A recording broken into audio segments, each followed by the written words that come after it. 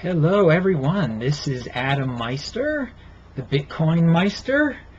Today I'm not going to talk about Bitcoin, I'm going to talk about my hometown of Baltimore and all the crazy government intervention stuff that goes on there. So there's your relation to Bitcoin. By looking at Baltimore, you can see how messed up things get when things are centrally planned, government controlled.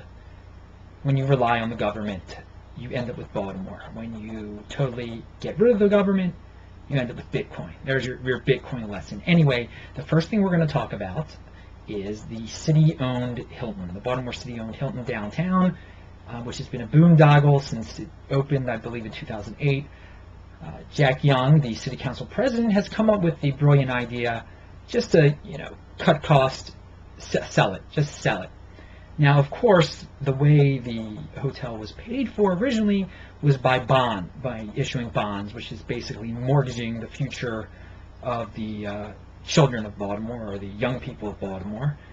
But hey, whatever. So the bonds are still outstanding, and the city's still paying them off, but still they're losing so much money, they want to sell the asset.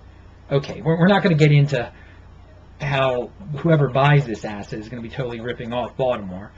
But at least they're willing just to end this mess, and at least the city is willing to sell, or Jack Young is willing to sell a city asset, keep that in mind. It's very important to keep in mind. All right. On the other hand, the city has a very hard time managing the old things that it owns, but yet we have people in the city who want to build lots of new things. Even though the city can't manage the old things, there's all these people who want to build new things that, for some magical reason, the city is going to be able to manage properly, even though the track record shows they can't manage a darn thing. So Pete Welch, the son of Agnes Welch, he only got his city councilship position, city council seat, because his mother was Agnes Welch.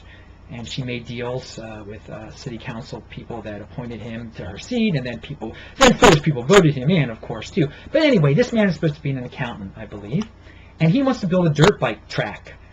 He thinks that's going to solve the dirt bike problems. I don't think he understands anything about liability, that, if the city were to build this brand new state-of-the-art dirt bike track, the city would, they'd be immediately sued by the first kid who got injured on the track, and it would cost a lot more. All the litigation would cost a lot more than just building this track. Anyway, I guess, I don't know if he's ever had to deal with lawyers, if he's ever had to, run a business outside of working for the government. I don't know. But he thinks it's a great idea in a city that can't manage any of its old things, where a bunch of people are driving backwards on North Avenue on bikes, that there should be a brand new, state-of-the-art dirt bike track. And he even said, if I had a dirt bike park, I would put a hip-hop chicken and McDonald's and everything else outside, and it would work. I mean, every ghetto stereotype has got to fit in there. Hip-hop chicken? I mean, this is something an asset for the city of Baltimore. And also, imagine, I don't like Ricky Spector. Imagine if Ricky Spector said that. Just think about that.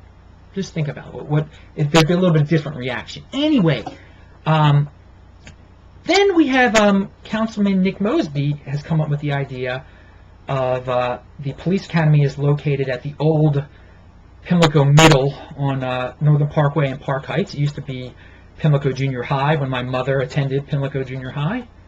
Yeah.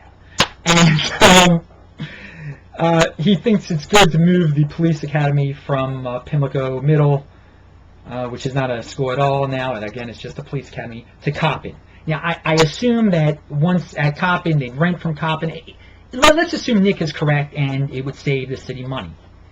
That seems like a pretty good idea, then. If that would save the city money, but the best part of that, which was never mentioned in any of the articles, the city would then have this valuable asset, the land at Northern Parkway and Park Heights, which is a valuable plot of land. It's near Pimlico.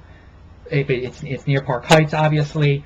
It's near some things. It's near a vibrant community, and this asset could be sold by the city. Why not? If the city's willing to sell a hotel, Why wouldn't they be willing to sell the old school? So this is the lesson in all of this, boys and girls. Instead of trying to build brand new things and manage brand new things, which the city has proven it cannot do at all, the city should be liquidating assets. Okay?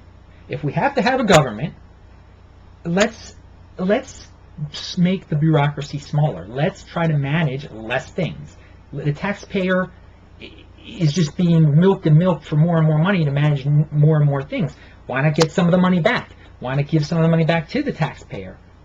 So my advice would be, don't build the horrible liability lawyer's dream. It is a lawyer's wet dream, the dirt bike track. Instead of building that, move the police academy to Coppin, and I understand there's some symbolism there too. Now the police academy is in West Baltimore, so the people who rioted can now be one-on-one with the police, and everyone can understand each other. Whatever. It's great. Cool. Enjoy your symbolism. I care about that plot of land right there, okay? The city of Baltimore can sell the old Pimlico Middle for a lot of money. It can go into private hands, become an incredible development, and everyone benefits from that. Everyone will benefit from that, okay?